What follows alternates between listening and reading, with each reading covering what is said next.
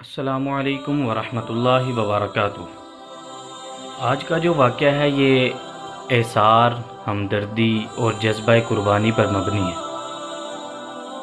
جو کہ واقدی رحمۃ اللہ علیہ نے سنایا ہے۔ واقدی رحمۃ اللہ علیہ کہتے ہیں کہ میرے دو دوست تھے، ایک ہاشمی اور ایک غیر ہاشمی۔ ہم تینوں میں ایسے گہرے تعلقات تھے کہ ایک جان تین قالب تھے۔ میرے اوپر سخت تنگی تھی۔ عید کا دن آ گیا۔ بیوی نے کہا کہ ہم تو ہر حال میں صبر کر لیں گے، مگر عید قریب آ گئی ہے۔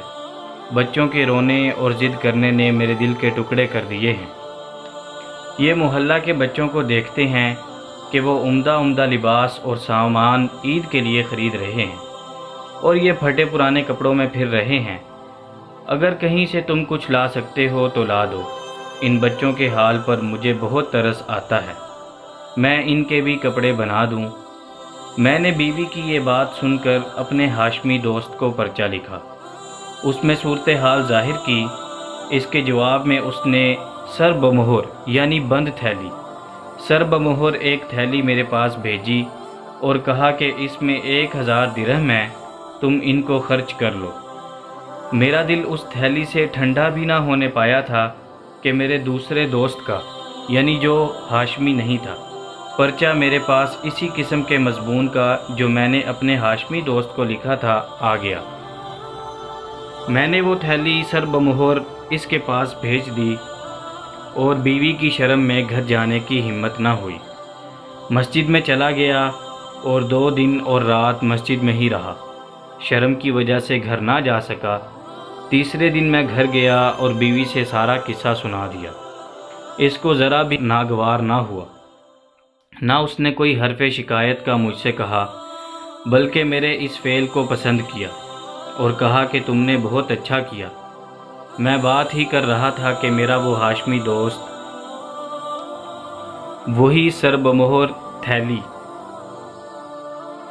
لے کر میرے پاس آیا اور کہنے لگا کہ سچ سچ بتاؤ اس تھیلی کا کیا قصہ ہوا۔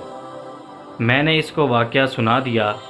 اس کے بعد اس ہاشمی نے کہا کہ جب تیرا پرچہ پہنچا تو میرے پاس اس تھیلی کے سوا کچھ بھی نہ تھا، میں نے یہ تھیلی تیرے پاس بھیج دی۔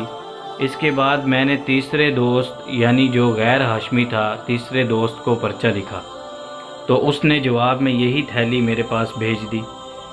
اس پر مجھے بہت تعجب ہوا کہ یہ تو میں تیرے پاس بھیج چکا تھا، یہ اس تیسرے دوست کے پاس کیسے پہنچ گئی؟ اس لیے میں تحقیق کے واسطے آیا تھا۔ واقدی رحمۃ اللہ علیہ کہتے ہیں کہ ہم نے اس تھیلی میں سے 100 درہم تو اس عورت کو دیے اور 900 درہم ہم تینوں نے آپس میں بانٹ لیے۔ اس واقعہ کی کسی طرح مامون الرشید کو خبر ہو گئی۔ اس نے مجھے بلایا اور مجھ سے سارا قصہ سنا۔ اس کے بعد مامون الرشید نے 7000 درہم دیے، 2000 درہم ہم تینوں کو اور 1000 اس عورت کو۔